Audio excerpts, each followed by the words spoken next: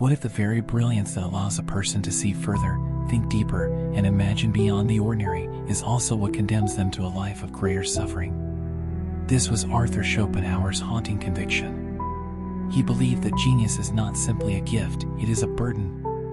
And far from delivering unshakable happiness, it often isolates, torments, and weighs down the very people it elevates above the rest. Most of us move through the world absorbed by the ordinary concerns of life, earning a living, satisfying basic needs, seeking fleeting pleasures. Schopenhauer saw this as a kind of protection. The average mind is shielded by its limits, it cannot see too far into the chaos of existence. But the genius, by contrast, is stripped of this shield. They see too much, feel too deeply, and notice truths that others can safely ignore. What comforts the average person, routine, custom, shallow entertainment, cannot ease the restless mind of a genius. For them, such things feel unbearably trivial. Think of the artist who spends sleepless nights haunted by visions that demand to be expressed. Or the philosopher who cannot accept the easy consolations that most people cling to. Or the scientist who lies awake, tormented by questions that may never be answered. These individuals are not merely living life, they are forced to wrestle with life itself at its most raw and unrelenting level. In their minds, the volume of existence is turned up, and there is no way to lower it. Schopenhauer described ordinary life as being governed by the restless will, the endless hunger for survival, desire, and gratification. Most people are swept along by this will without ever questioning it. But the genius, with heightened perception, is cursed to see the futility of it all. They perceive the cycles of striving and disappointment more clearly. They notice the fragility of happiness and the inevitability of loss. And because they cannot look away, they suffer more profoundly. This suffering takes many forms. Loneliness is perhaps the deepest. To see the world with unusual clarity is also to feel estranged from those around you. Conversation becomes frustrating when others cannot follow the depth of your thoughts. Social gatherings feel hollow when the trivialities of daily chatter conceal the greater questions pressing on your mind. A genius can stand in a crowded room and feel completely alone. And this isolation is not the result of arrogance, it is simply the inevitable gap between vision and understanding. History is filled with examples of brilliant individuals who bore the weight of this loneliness. Poets who drowned their despair in alcohol. Painters who lived in obscurity, dismissed by their contemporaries, only to be celebrated after their deaths. Thinkers who wrote words so piercing they could not find readers in their own lifetime. Their suffering was not incidental, it was woven into the very fabric of their genius. They felt more because they saw more, and the world around them could not match the intensity of their inner lives. Yet Schopenhauer did not see this tragedy as meaningless. He believed that genius, despite its suffering, serves a higher purpose. While the masses are caught in the endless cycles of desire, the genius lifts their eyes beyond the ordinary and glimpses the eternal. The beauty they create in art, the truths they uncover in philosophy, the discoveries they make in science, these are gifts offered to humanity at the cost of their personal peace. Genius suffers so that others may see more clearly. But the cost remains. For every symphony, a sleepless night. For every philosophical treatise, a lifetime of alienation. For every groundbreaking discovery, a heart burdened with questions that can never be silenced. Schopenhauer's insight was cruelly simple: greatness of mind comes with greatness of suffering.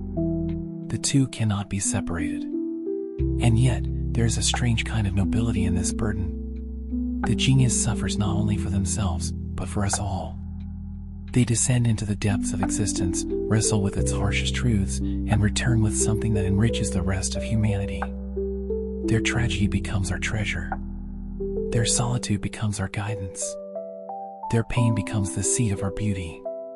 Perhaps this is why Schopenhauer spoke of genius with both awe and pity. To be born with such vision is to be marked by fate, set apart, misunderstood, condemned to inner storms.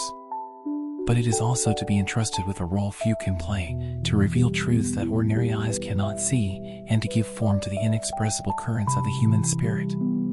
In the end, the tragedy of genius is not only that great minds suffer more deeply. It is that their suffering is inseparable from the very light they shine into the world. Without their burden, we would all see less, feel less, know less. And so, In a paradox only Schopenhauer could articulate, the torment of the few becomes the enlightenment of the many. If the first tragedy of genius is loneliness, the second is the relentless weight of consciousness itself. For Schopenhauer, consciousness was not a gentle gift but a merciless spotlight that illuminated truths most people could afford to ignore. The average person may find comfort in the rhythms of routine, work, leisure, family, sleep, moving from one day to the next without ever questioning too deeply why life is arranged the way it is. But the genius cannot help but question. They cannot help but notice the cracks in the structures of meaning that others inhabit so easily. Schopenhauer often wrote that suffering comes not from what happens to us, but from our unending hunger for more than what life can provide. This is the tyranny of the will, the blind force that drives every living being to survive, reproduce, and strive endlessly. Most people live under this will without perceiving its futility. They chase after pleasures, possessions, and recognition, only to be disappointed again and again. But the genius sees through this cycle with piercing clarity. They recognize that no achievement, no matter how grand, can quiet the hunger of the will. And that recognition is both enlightening and crushing. Imagine seeing not only the small disappointments of daily life but the entire human condition as a theater of striving without resolution. To a genius, every success carries the shadow of impermanence, every pleasure is tinged with its coming loss, every triumph is muted by the knowledge that it will fade. They are not spared from desire, but they are tormented by the knowledge that desire is, at its core, insatiable. And this torment digs deeper than ordinary frustrations, because it is woven into the very structure of reality. This heightened consciousness often manifests as restlessness.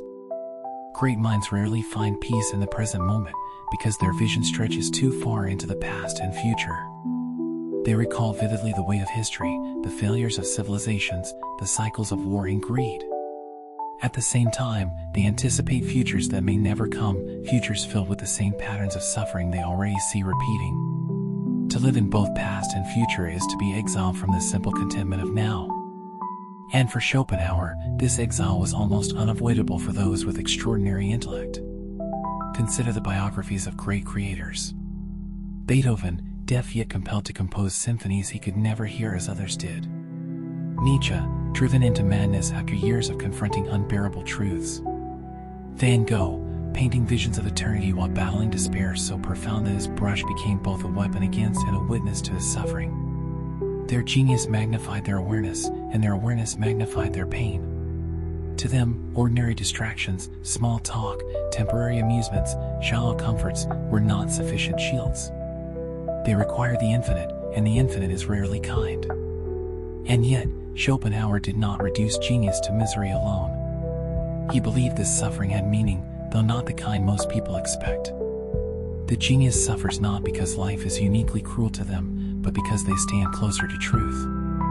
They are compelled to see beyond the veil of illusions that protect others. This deeper contact with reality wounds them, but it also allows them to extract beauty, insight, and wisdom from places where others would see only chaos. Their suffering, paradoxically, becomes the source of their strength. But here lies another paradox. While the genius can reveal beauty and truth to the world, they themselves often cannot partake of it fully.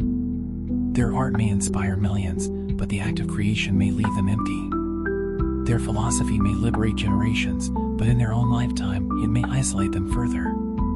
Their discoveries may advance humanity, but they may die misunderstood or even ridiculed. In this sense, the genius is not just a creator but a sacrifice. They give what they cannot themselves fully enjoy. Schopenhauer hinted that this sacrifice was what gave genius its tragic nobility. The genius is a bridge between human limitation and the eternal, but bridges are meant to be crossed, not lived upon. Their role is to carry others to insights they cannot keep for themselves.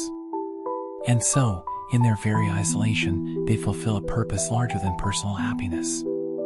They embody the human paradox that those who suffer most deeply can also enrich humanity most profoundly. Still, this does not erase the personal cost. Behind every masterpiece lies a sleepless night, behind every insight lies a wound that never heals. To the genius, the very act of living becomes a balancing act between unbearable awareness and the attempt to transform that awareness into something others can bear. Their triumphs, when viewed closely, are inseparable from their torments. Their brilliance, when understood deeply, is carved out of their scars. Perhaps this is why Schopenhauer never romanticized genius. He admired it, yes, but he also pitied it. For in his view, to be ordinary was in many ways a blessing, to live within illusions, to find solace in simple joys, to remain sheltered from the rawness of existence. But to be extraordinary was to live exposed to storms of thought and feeling that few could survive unscathed. This, he argued, is the essence of the tragedy of genius, to be condemned to see too much, to feel too much, and to suffer too much, all for the sake of truths that others might never even notice. If loneliness and heightened consciousness mark the early tragedies of genius, the final and perhaps deepest lies in the relationship between genius and the world that surrounds it. For while great minds illuminate truths and create beauty, the society around them is rarely prepared to accept what they reveal. This mismatch between vision and reception is a source of immense suffering, and for Schopenhauer, it was the fate of nearly every extraordinary thinker, artist, or scientist in history. The world, by its nature, resists those who see differently. Ordinary minds are shaped by convention, bound by habit, and protected by illusion. When confronted with someone whose vision pierces through these veils, their first instinct is not admiration, but suspicion. Great minds, therefore, often find themselves dismissed, ridiculed, or even persecuted in their lifetimes. How many artists died in obscurity, their canvases unsold, only to be worshipped generations later? How many philosophers were mocked or ignored, their ideas dismissed as absurd, only for those same ideas to form the bedrock of future thought? This cruel rhythm repeats across history, confirming Schopenhauer's belief that the fate of genius is to be misunderstood. But the suffering does not stop with rejection. The genius feels, perhaps more keenly than anyone else, the indifference of a world that does not recognize its own benefactors. Imagine pouring every ounce of your energy into work that you believe reveals eternal truths or immortal beauty, only to meet silence, or worse, contempt. Imagine carrying insights that burn within you, only to find no audience willing to listen. This gap between inner vision and outer validation deepens the loneliness and the restlessness already present. It is not only isolation, it is exile. This exile often turns inward.